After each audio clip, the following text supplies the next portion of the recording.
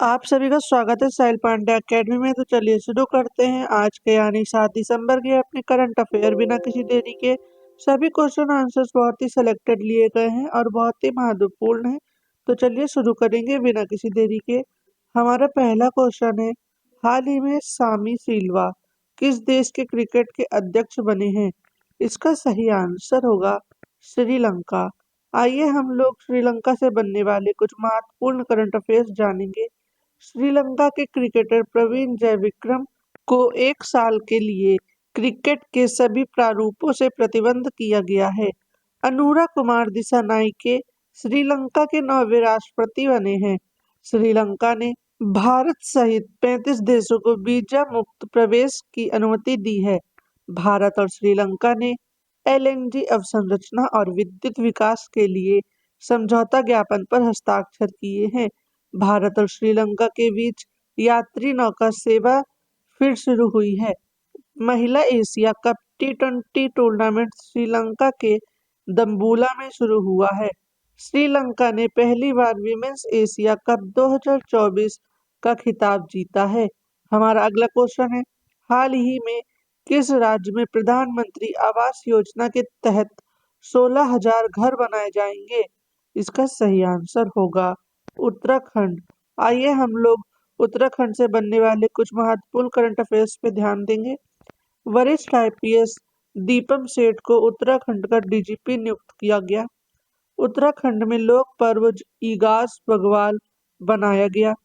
प्रधानमंत्री मोदी ने एम्स ऋषिकेश भारत की पहली हेली एम्बुलेंस सेवा संजीवनी का शुभारंभ किया। उत्तराखंड सरकार ने ऐतिहासिक संपत्ति क्षति वसूली अधिनियम लागू किया है। उत्तराखंड सरकार ने सकल पर्यावरण उत्पाद सूचकांक का शुभारंभ किया। संरक्षण को बढ़ावा देने के लिए पहली पक्षी गैलरी उत्तराखंड में खोली गई। जोशीमठ का नाम बदलकर ज्योतिर्मठ रखा गया। सामान्य नागरिक संहिता लागू करने वाला पहला राज्य उत्तराखंड बना है। हमारा अगला क्वेश्चन है, हाल ही में भारत और किस देश के सशस्त्र बलों के बीच सिनवेक्स अभ्यास संपन्न हुआ है? इसका सही आंसर होगा कंबोडिया। आइए हम लोग इस क्वेश्चन को डिटेल में जानते हैं। भारतीय सेना और रॉयल कंबोडिया सशस्त्र बलों के बीच संयुक्त सैन्य स्टाफ अभ्यास पुणे में संपन्न हुआ है। हमारा अगला क्वेश्चन है, हाल ही में रक्षा मंत्री राजनाथ सिंह किस देश के आधिकारिक यात्रा पर जाएंगे? इसका सही आंसर होगा रूस। आइए हम लोग इस क्वेश्चन को डिटेल में जानेंगे। रक्षा मंत्री राजनाथ सिंह 9 दिसंबर को रूस के दौरे पर जाएंगे। वे आईएनएस तुसील की कमीशनिंग सेरेमनी में मुख्य अतिथि होंगे। उनके साथ नौसेना प्रमुख चीफ एडमिरल दिनेश त्रिपाठी भी मौजूद रहेंगे। आइए हम लोग रूस से बनने वाले कुछ महत्वपूर्ण करंट अफेयर्स जानेंगे। भारत और रूस के बीच पंतीसर एयर डिफेंस सिस्टम के लिए समझौता हुआ। नई दिल्ली में रूसी व्यापार केंद्र का उद्घाटन हुआ। रूस ने ब्रिक्स अनाज विनिमय प्रस्ताव के रूपरेखा प्रस्तुत की। प्रधानमंत्री नरेंद्र मोदी को रूस का सर्वोच्च नागरिक सम्मान the order of Saint Andrew the Apostle प्रदान किया गया। रूस के उपग्रह के टूटने से आईएसएस और अंतरिक्ष यातायात को खतरा बढ़ा है। रूस भारत का शीर्ष तेल आपूर्तिकर्ता बना है। ब्रिक्स गेम्स 2024 का आयोजन रूस में किया गया है। हमारा अगला क्वेश्चन है, हाल ही में कृष्णवेनी संगीत निर्जनम का दूसरा संस्करण कहाँ आयोजित किया जाएगा? इसका सही आंसर होगा विजयवाड़ा। आइए हम लोग इस क्वेश्चन को डिटेल में जानेंगे। कर्नाटक संगीत, पारंपरिक शिल्प और पाक कला विरासत का एक भव्य उत्सव यानी कृष्णवेणी संगीत निर्जनम का दूसरा संस्करण 6 से 8 दिसंबर 2024 तक विजयवाड़ा के तुम्मलपल्ली क्षेत्रीय कला क्षेत्र सभागार में आयोजित किया जाएगा। हमारा अगला क्वेश्चन है, हाल ही में विश्व बैंक ने किस राज्य में पिछड़े जिलों के लिए 188.28 मिलियन डॉलर के ऋण को मंजूरी दी है? इसका सही आंसर होगा महाराष्ट्र। आइए हम लोग महाराष्ट्र के महत्वपूर्ण करंट अफेयर्स को देखते हैं। वरिष्ठ आईपीएस रश्मि शुक्ला को फिर से महाराष्ट्र का डीजीपी नियुक्त किया गया। भारत की जीडीपी में महाराष्ट्र की हिस्सेदारी 15% से घटकर 13.3% रह गई है। महाराष्ट्र सरकार ने कक्षा 10 के लिए उत्तीर्ण अंक कम करने का प्रस्ताव रखा है। महाराष्ट्र सरकार लक्ष्मण श्रेष्ठ को स्वर्गीय वासुदेव गायटोंडे लाइफटाइम अचीवमेंट पुरस्कार से सम्मानित करेगी। महाराष्ट्र सरकार ने देसी गाय को राजमाता का दर्जा दिया। महाराष्ट्र में पुणे एयरपोर्ट का नाम बदलकर जगत गुरु संत श्रेष्ठ तुकाराम महाराज इंटरनेशनल एयरपोर्ट किया जाएगा। हमारा अगला क्वेश्चन है, हाल ही में विश्व भारोत्तोलन चैंपियनशिप 2024 कहाँ शुरू हुई है? इसका सही आंसर होगा बहरीन में। हमारा अगला क्वेश्चन है, हाल ही में किसे रेमंड लाइफटाइम लिमिटेड के कार्यकारी अध्यक्ष के रूप में नियुक्त किया गया है? इसका सही आंसर होगा गौतम हरि सिंघानिया। आइए हम लोग महत्वपूर्ण नियुक्तियां और पद के बारे में जानते हैं। डॉक्टर जयतीर्थ राघवेंद्र जोशी को ब्रह्मोस एयरोस्पेस का प्रमुख नियुक्त किया गया। जस्टिस सूर्यकांत को सर्वोच्च न्यायालय विधिक सेवा समिति का अध्यक्ष मनोनीत किया गया। अमनदीप जोहल को professional golf tour of India का सीईओ नियुक्त किया गया। पुनीत गोयनका ने जी एंटरटेनमेंट के सीईओ का पद संभाला। के संजय मूर्ति को नया नियंत्रक एवं महालेखा परीक्षक यानी कि सीएजी नियुक्त किया गया। मिताली राज को एसीए यानी विमेंस क्रिकेट ऑपरेशन के लिए मेंटर नियुक्त किया गया। ऑस्ट्रेलिया ने क्रिस इवांस को पहला गुलामी विरोधी आयुक्त नियुक्त किया है। अरविंदर सिंह सहानी को आईओसीएल का अध्यक्ष नियुक्त किया गया।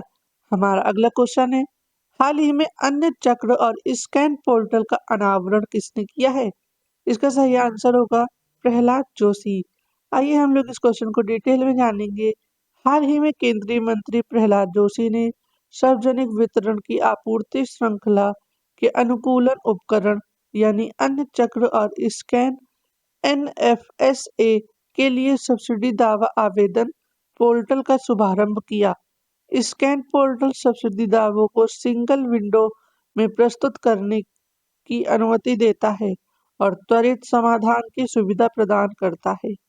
हमारा अगला क्वेश्चन है, हाल ही में चर्चा में रहा सुनोई रुपई वन्य जीव अभयारण्य किस राज्य में स्थित है? इसका सही आंसर होगा आसाम में। आइए हम लोग इस क्वेश्चन को डिटेल में जानेंगे। आसाम वन विभाग को सुनोई रुपई वन्य जीव अभयारण्य में रॉयल बंगाल टाइगर की मौजूदगी का पहला फोटोग्राफिक साक्ष्य मिला है।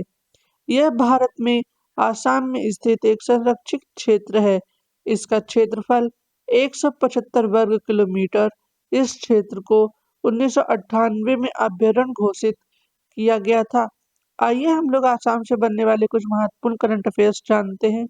आसाम में करीमगंज जिले का नाम बदलकर श्रीभूमि रखा गया है। भारत और भूटान की सीमा पर पहला इंटीग्रेटेड चेक पोस्ट शुरू हुआ। आसाम के मुख्यमंत्री ने हो भाषा को संविधान की 8वीं अनुसूची में शामिल करने की मांग की। एडीबी ने आसाम में 500 मेगावाट सौर संयंत्र के लिए $434 मिलियन के ऋण को मंजूरी दी। आसाम के मुख्यमंत्री ने मिशन वसुंधरा 3.0 लॉन्च किया। आसाम में कटी बिहू त्योहार मनाया गया। आसाम सरकार ने आधार कार्ड के लिए एनआरसी रसीद संख्या को अनावरण कर दिया। आसाम में पहली बार आधिकारिक तौर पर मिथुन का पंजीकरण किया गया। हमारा अगला क्वेश्चन है, हाल ही में एशिया और प्रशांत क्षेत्र के लिए 2024 के आईएसएसए गुड प्रैक्टिस अवार्ड से किस देश को सम्मानित किया गया है? इसका सही आंसर होगा भारत। आइए हम लोग इस क्वेश्चन को डिटेल में जानेंगे। हाल ही में भारत को एशिया और प्रशांत क्षेत्र के लिए 2024 के आईएसएसए गुड प्रैक्टिस अवार्ड से सम्मानित किया गया। इस अवार्ड को सऊदी अरब के रियाद में क्षेत्रीय सामाजिक सुरक्षा फोरम में ISSA के अध्यक्ष मोहम्मद अजमान द्वारा प्रदान किया गया है। आइए हम लोग भारत से बनने वाले कुछ महत्वपूर्ण करंट अफेयर जानेंगे। साल 2025 में दृष्टिहीन महिला T20 विश्व कप की मेजबानी भारत करेगा। पुरुष जूनियर हॉकी एशिया कप 2024 का खिताब भारत ने जीता।